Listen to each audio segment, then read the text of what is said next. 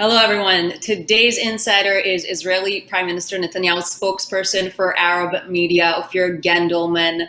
Ofir, thanks so much for being with us and taking the time. I know you have a very challenging position. You interview regularly on Arab networks that are often hostile towards Israel. And so towards you as a representative, what kind of reactions have you been getting? Tell us a little bit about the past few days since Israel and the UAE openly declared their established ties. Hi Michal, thanks for having me. We're living in historic times. These are historic days.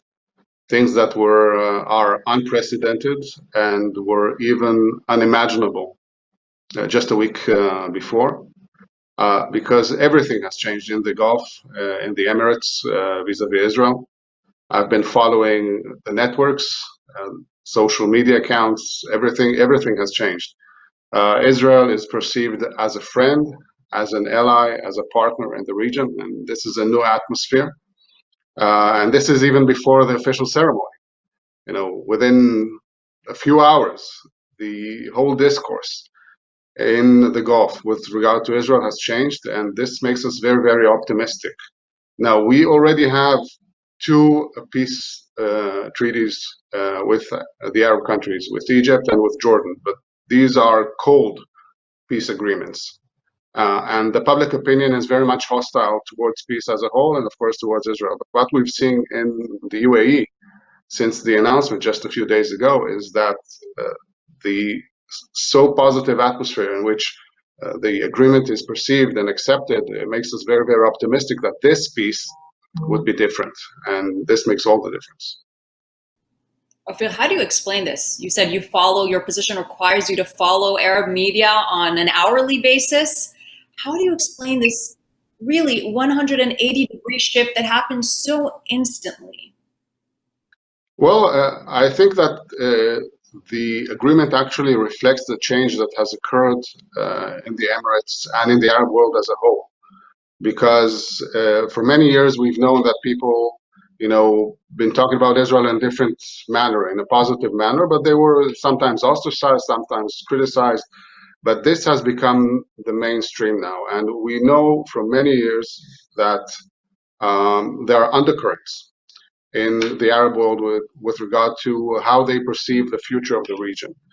And the efforts that we have put in expanding our relations with the Arab world have now bore fruit, and all the credit goes to Prime Minister Netanyahu, who has worked tirelessly on expanding Arab-Israeli relations, and this is just the first step in seeing the fruits of these efforts.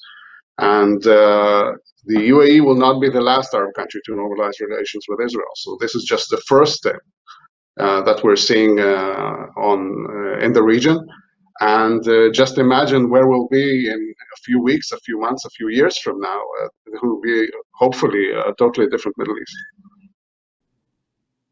Indeed, and we're hearing this very positive and optimistic speculation about other countries following suit. Who do you think we can expect to see next in line? That's the million-dollar question. I've been asked this question in every interview that I've given, and I've given quite a few.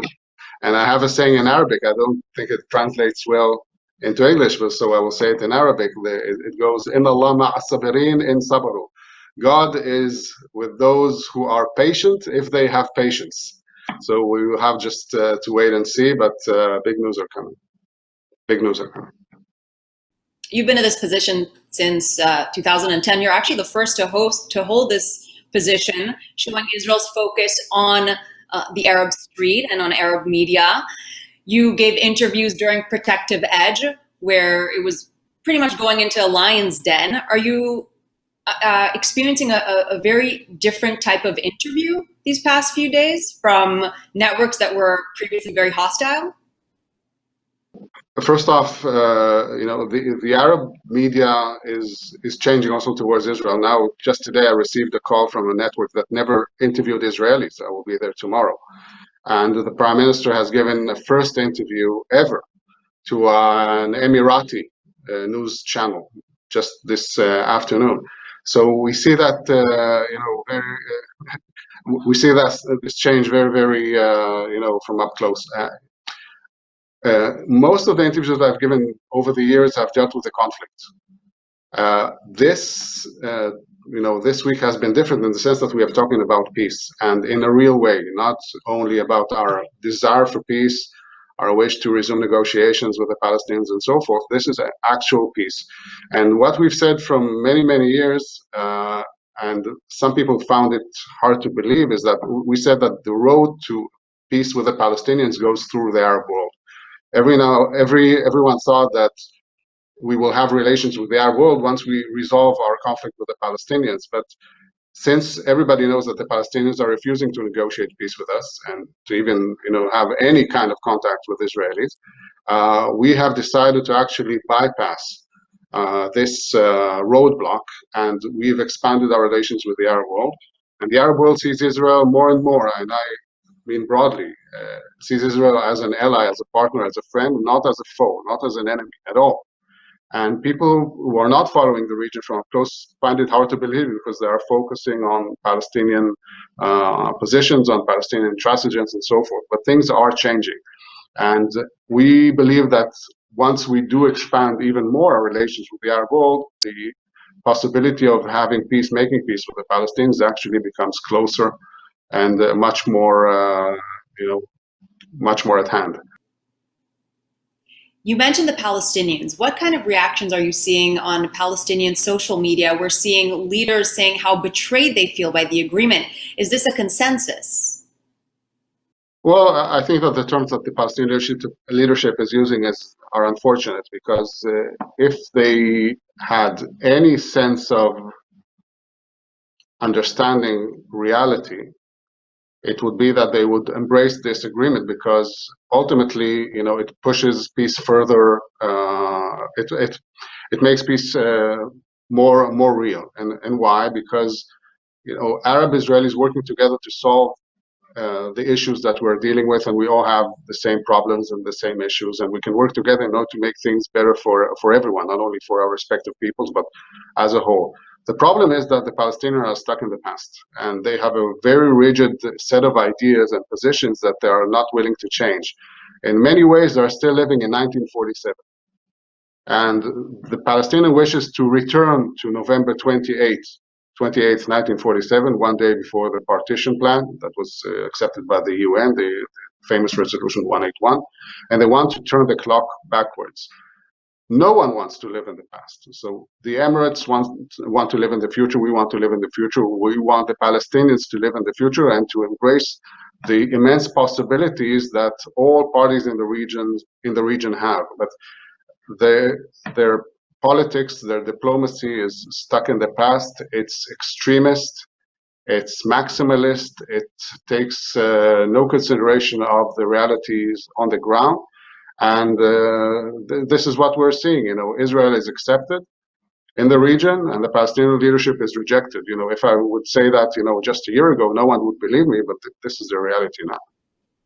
And you don't understand why Palestinians would feel betrayed?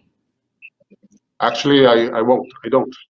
And why? Because ultimately, in order to have peace, they need to negotiate with Israel. And in order to negotiate with Israel, they will have to give something and get something. This is what negotiations is all about. The Palestinian tactic is to make Israel give everything and get nothing. Okay? They want us to go back in time, as I said, to 1947. This is impossible. We will not do that. We want to live in secure borders. We want to live in a peaceful country, in a peaceful region. The Palestinians don't want that at all. The Palestinians are also divided between Hamas, which is an international terrorist organization that is occupying Gaza, and you have the Palestinian leadership, the PA, the Palestinian Authority, which rejects any kind of negotiations and peace with Israel. No matter what platform or plan was put on the table, they rejected it out of hand. They rejected the American peace plan, which is a wonderful plan, a realistic plan that can actually make things happen, make peace happen. They've rejected it. So the Palestinian tactic of boycotting and disengaging has failed miserably, and it will continue to fail. And Israel will expand its relations with the Arab world. And ultimately, once there is a responsible Palestinian leadership, it will understand that this is the way to have peace and a better future for the Palestinian people. Do you think the global pandemic played a role in fast-tracking this agreement? Look, we have a corona issue. They have a corona issue. We are working to find a vaccine, and they have the means to support it. So this, and there are, just 4 or 5 weeks ago, they've announced two major deals between Israeli companies and an Emirati company. Those companies will work together in order to find a vaccine, which is important for everyone, not only for our respective people. And when they identify, an interest, and we identify an interest, and we can work together, why not? I don't see any reason why our relations with the Emirates would be different from our relations with the US or the UK. Just two normal countries working together in order to find solutions for common problems. So when can we expect to see you in the UAE? When is Prime Minister Netanyahu expected to make his first official visit? Well, that hasn't been determined yet, but once he goes, I will definitely go, yeah. In a previous interview of yours, you mentioned social media as a way to directly speak with the Arab world. You focus heavily on social media. Can you tell us a little bit about the different social media channels that Israel is using to speak with the Arab world? I know your personal Twitter account is in Arabic. You run Prime Minister Netanyahu's account in Arabic. Where are you focusing? Who is following you? What countries are the top? Share some of those statistics. Well, we've been heavily engaging with social media because that's the way, to get to the Arab public opinion. Now, there are about 1,200 TV channels in the Arab world. About 150 channels carry news, but only 7 channels actually interview Israelis. And most of these channels are Western owned. So if I want to go on Egyptian TV network, whatever it is, I can't. They won't interview Israelis as policy. The same goes with Jordan. The same goes with Lebanon, of course, and so forth. So in order to get to engage with Arabs in the region, we are focusing on social media, which has no boundaries. And social media is huge in the Arab world. Now, this is the platform for everyone to actually speak their mind, because people can't actually, there isn't free speech in most places. So that's their getaway, if you will. So we have launched accounts in Arabic for the Prime Minister on Twitter and Facebook, and I have my own. And all in all, we have about 800, 900,000 followers. Which sounds maybe a lot, but if you bear in mind that there are 400 million Arabs, we have a long way to go.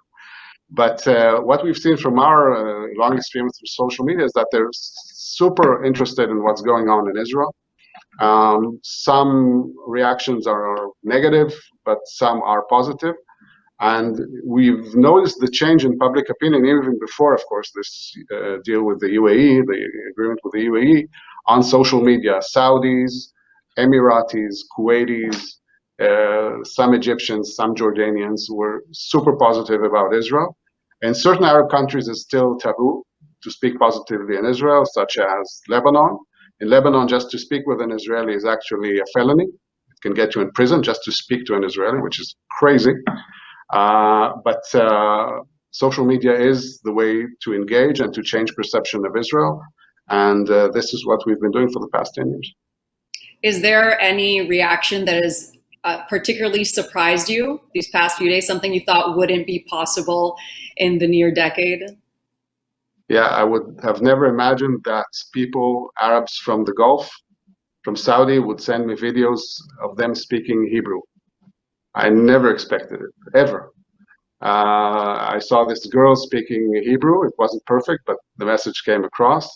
And there are quite a few, I would say, Twitter stars who are recording videos in Hebrew, speaking directly to the Israeli public opinion. I think it's wonderful. And this is the way to actually speak with each other, not only about each other. For many years, Israel was just a topic. It was never a partner for the conversation. Now it has changed. This is really, really important. So phone lines have opened between Israel and the UAE. President Rivlin extended an official invitation to the Crown Prince. Foreign Minister Ashkenazi even spoke to his Omani counterpart. What can we expect next? We can expect, first of all, we're working on direct flights from Tel Aviv to Dubai and Abu Dhabi. We're expecting a lot of Israelis showing interest in going and visit these places. And I think that within the next few months, we will see, business transactions and people actually getting together. I think it's wonderful.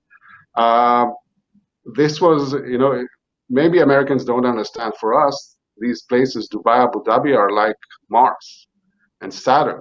Right? These are seriously, because Israelis can't go unless you have another citizenship, another passport. So for us to go to these places, actually in a way going to Mars. And this is another interesting thing, because Israelis, are in a way living on an island. You really can't go. You can't go to Lebanon. Not too many people go to Jordan. Not too many people go to Egypt. It's not, if you want to go on vacation, nobody thinks about going to Jordan or Iraq or Saudi. It's just out of the question. And now things are opening up. And this curiosity that was accumulated over 72 years is just, unraveling. So a lot of Israelis are really, really excited about going to the Emirates, and we'll see where next. You speak of the importance of speaking and learning Arabic. Is this something that Israel should place more emphasis on? One of the best things I do on the job is actually to go to high schools and middle schools and talk about the importance of learning Arabic. Because it's crazy, we're a country in the region, we're a non-Arab country. Not too many Israelis actually speak Arabic, and it's, impossible to understand the region without speaking the language. So I encourage everyone, every Israeli, young and old, to pick up Arabic. It's such a wonderful language. I love the sound of it. I'm in love with the language. Really, I've been in the business for more than 30 years, and I'm still excited every day. Whenever I get to speak Arabic, I'm super happy. And there's so much to do with the language. Just imagine the possibilities now. So Israelis should definitely learn Arabic. I think it's a must. As much as they know English, they should speak Arabic fluently. No doubt about it. And this is definitely adding maybe some extra motivation to that. People are mentioning historic New Middle East. These are all not exaggerated. Well, in the Middle East, we have to be, a bit cautious because we know where we live. But, at this moment, I think we have a lot to be optimistic about. And, there is a tremendous will from both sides to expand relations and to put real substance into these relations. Not to, the big headlines are fine, but, ultimately we want a real warm, close, peaceful relations, friendly relations with the Emiratis. And what I've been hearing from the other side in the past few days is exactly the same. We are using the same words, the same terms, the same sentiment comes out. And, I always say in Arabic, what goes from the heart enters the heart. And, it's really unbelievable to see this come true. It's a wonderful historic achievement by the Prime Minister. And, the entire Israeli people is supportive of this, and the sky's the limit, really. We'll see where we go next. We're very excited to see and follow what happens next. Ofir Gendelman, Israeli Prime Minister Netanyahu's spokesperson for Arab affairs, thanks so much for speaking with us today. My pleasure. My pleasure. Thank you.